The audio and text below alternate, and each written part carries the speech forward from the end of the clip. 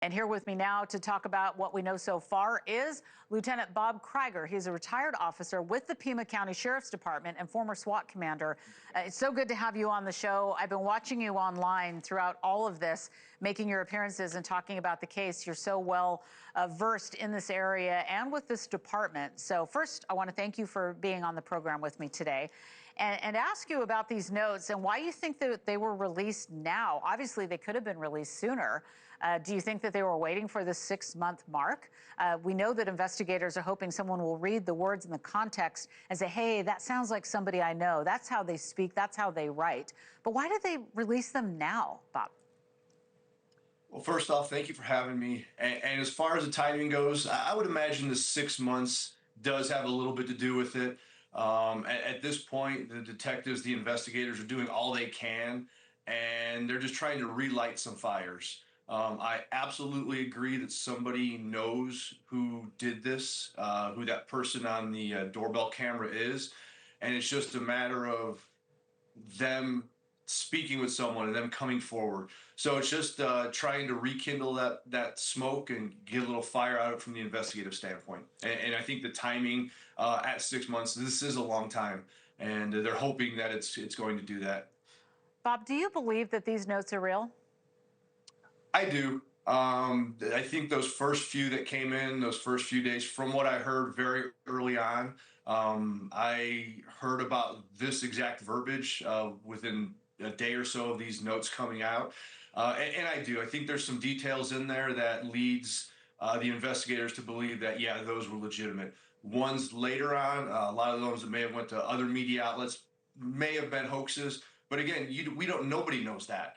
So Right. the investigators have to treat them all as real and do their due diligence on following up on each and every one of the notes that they get. Yeah, I know that you're a retired lieutenant in this very county with this Mhm. department that is doing the investigation. So I've got to ask you about your time with them and what you are hearing on the ground. You're there. You worked in this department.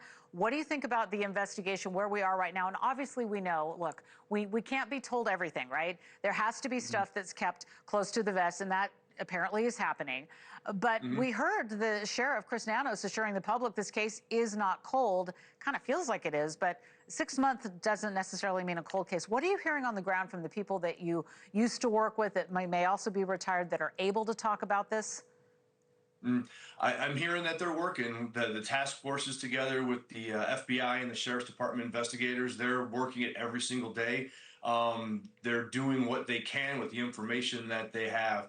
They're getting some new eyes on it. I know that investigators were back out in the neighborhood just in the last few days, going through areas around Nancy's house, just looking for new things. And that being said, like Sheriff Nanos said, I know that there were so many tips that came in. Those all have to be followed up on. Thousands and thousands of tips, pieces of evidence. So I agree. I think this case is a long way from cold. And I know the frustration that the public feels because it's 6 months in, but that's just the nature of law enforcement sometimes. They can't create evidence, they can't make things up, they can only work with what they have. So patience is very important. I know people want answers right now, but unfortunately, in a case like this, it may not come for a week or a month or a couple of years from now. Right. But they're going to keep working it. I mean, that is just heartbreaking to think about. But and when we think about that surveillance footage that we saw from the doorbell camera, I mean, thank God we had that. I mean, imagine if we didn't even have that. So when we take a look at, the bad guy, we Mhm. haven't heard from if these notes did in fact come from the bad guy or somebody that knows him. There's been Mhm. no further communication. I mean, what does that tell us? I mean, Savannah is begging for anybody to come forward who might recognize, the syntax. And we heard, one of the notes said I, we, the other one said I or me. So it's very interesting to now look at it on black and white, the pages of these notes, to look at them. What stood out to you? You said that you've heard some of that language before, but when you saw it for the first time when it was released from the sheriff just Mhm. yesterday, what went through your mind reading it line by line? Just that I do think that it was a planned event. I don't think that the suspects, because I do think there were multiple suspects, Do you really? anticipated. Pardon me? You think that there's more than one?